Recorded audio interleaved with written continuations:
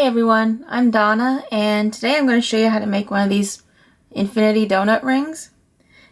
I'm just using tiny little donuts for these, but you can use larger ones if you want. You just have to make sure that the hole inside of the donut is big enough for 2 pieces of 18 gauge wire to go through. And also they spin, so if you like to fidget like I do, these are great. We'll be using 18 gauge wire. I'll put the full list of tools in the description. Alright, so I'm going to start with about 7 inches of 18 gauge wire.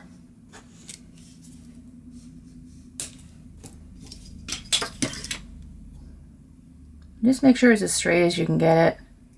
This one's already pretty straight, so I'm not going to worry about it.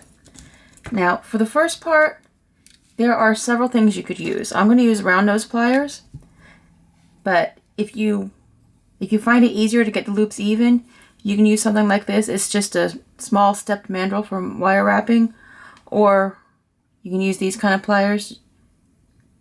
They're just bail making pliers with different sizes. Now you can make your infinity symbol any size you want. I would recommend not making it any bigger than the stone. Alright, so you're going to go just slightly off center to start. So center would be 3.5. And you go just a little bit away from that. And then just go ahead and make your first loop. I think I want it a little bigger than that, so we'll go a little further down the pliers. Just go ahead and make your first loop. And make sure you wrap it all the way around.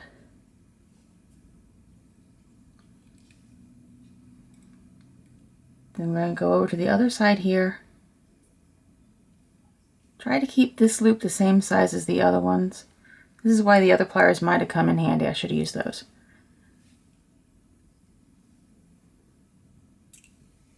Okay, if you need to, just go ahead and adjust it. This is actually a very forgiving design, so you don't have to worry too much about that. I think I'll just make this side a little bit bigger to make it even.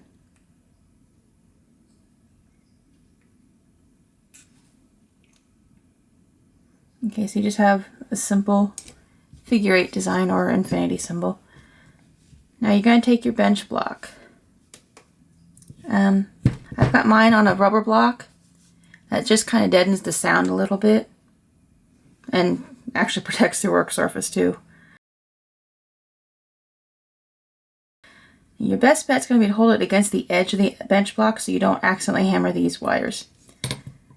Now, when you hold a hammer, when you use a jewelry hammer, you're going to hold it at the end, and that gives you a little bit more room to work, because you really just lift it and drop it. You're letting the weight of the head of the hammer do most of the work. So you just have to guide it, really. So it's tiny taps. You don't need to do a whole lot. Now you can flatten that out as much as you want, just don't go too thin, because that could just weaken the wire if you do that.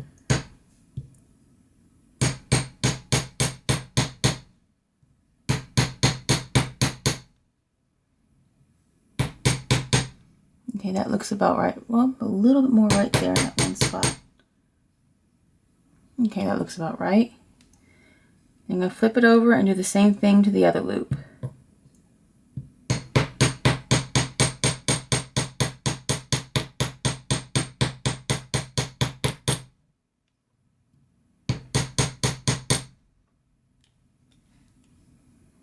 Okay, you can see it kind of shifted a little bit. So just take your pliers and go ahead and realign that.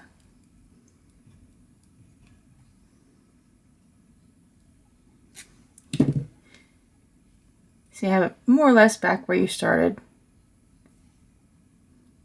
Now for the next part, we just want to kind of straighten this out a little bit because you can see it's a little wonky there. Now there's 2 ways you can do it. I find it easiest to use nylon jaw pliers. And for that, you just kind of, and it pushes it into place. Do it from a couple different angles, and it's got it straightened out.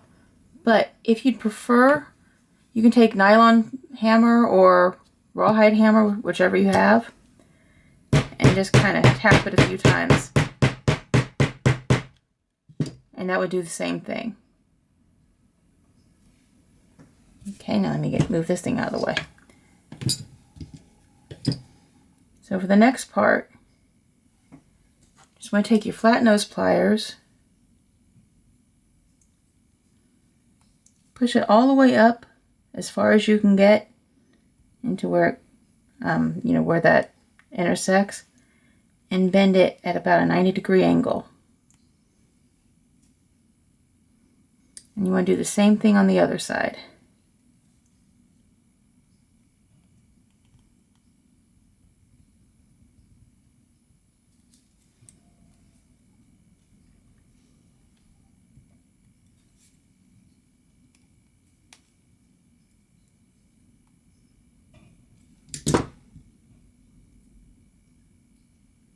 So it should look about like that. Then you're going to take your donut bead and just slide it on. It's a little snug up at the top there, but it'll loosen up a little bit as you work.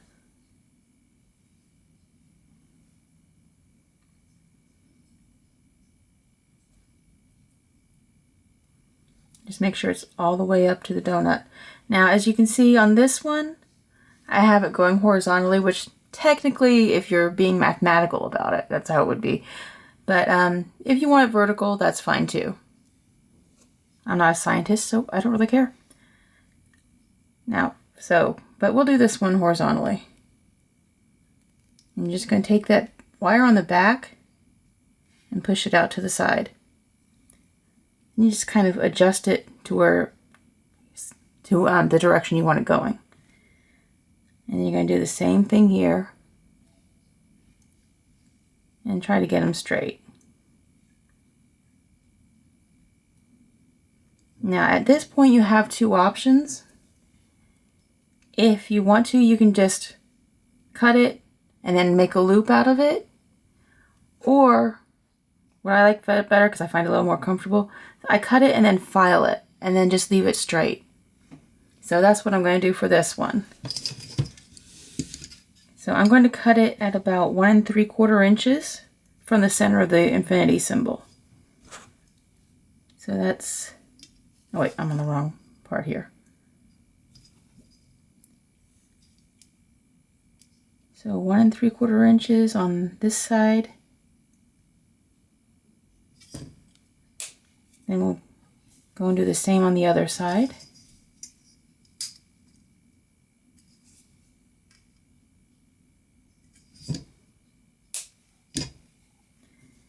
Now there are a lot of different ways to file. You can use whichever way you prefer.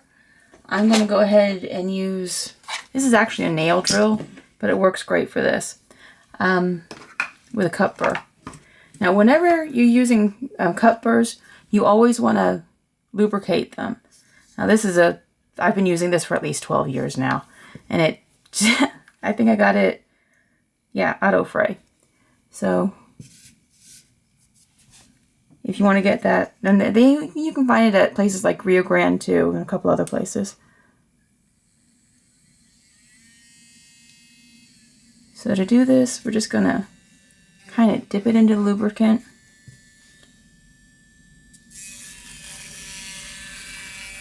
And kind of spin it a little bit.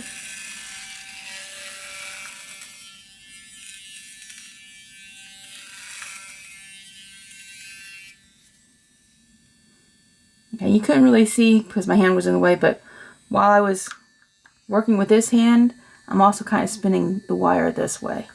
I'm going to go ahead and do that one more time. This burr is a little bit too big for this wire. It's the one I usually use for 16 gauge wire, but it should still do. Now let's do the other side the same way.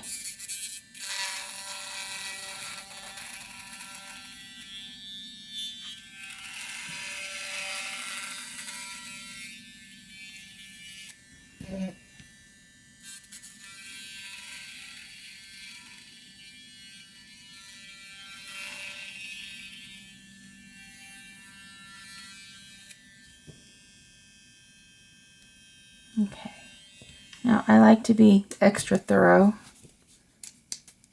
So I'm going to take a radial bristle disc and just go over each of those ends again.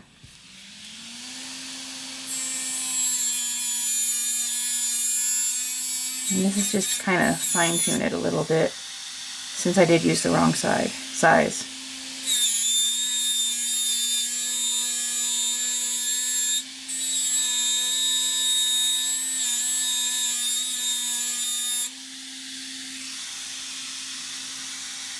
Okay, we're good. Unfortunately, this lubricant, it gets crumbly and makes a mess everywhere. So let me go ahead and clean that up real quick, if I can. Oh, that's good enough for now. Okay, next we need a ring mandrel.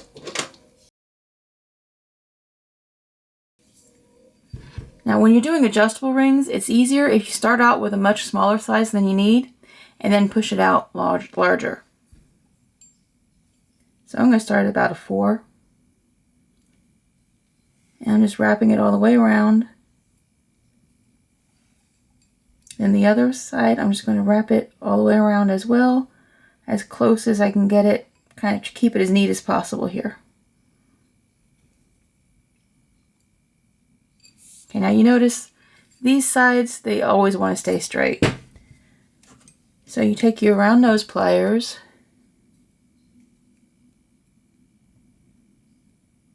and just kind of bend it in a little bit so that it matches the other curve. And these aren't quite lined up yet, but that's okay. We'll take care of that in a moment.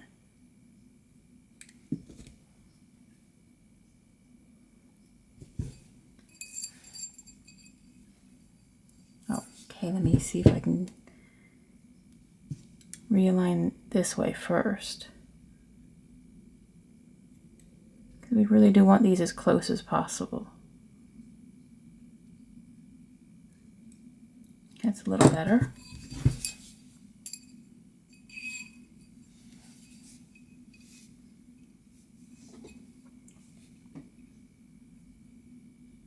Now I'm just going to try and hold both sides of that on there. And I'm going to take the rawhide hammer and just kind of tap it all in. Just make sure it all rounds out really well.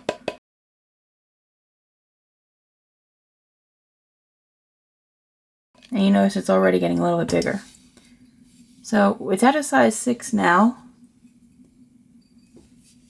And I wear a size 9. So I'm just going to go ahead and stretch this out. Now if you stop at, we'll say size 9 because that's what I'm going, then take it off of there. When you slide it back, it's going to be an 8 because the wire likes to spring back into place. So go ahead and push it out a little bit further and then push it back up and then check the size. And it's right about a 9. Okay. For some reason it's not lining up correctly, so you can fix that. Just kind of open it up a little bit. Of course I made it a little bit bigger than I needed it to be. And I'm going to take these this time. Just kind of round it out a little bit more here and see if that does the trick. I'll probably have to resize it again on the mandrel in a moment. You can actually just use the round nose pliers to do this too. These are just the first ones I grabbed.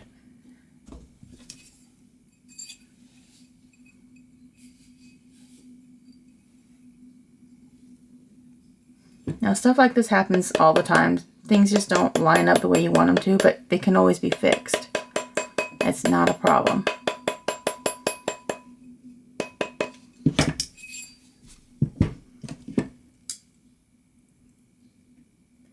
And this time just kind of twist it. That might be what I need here.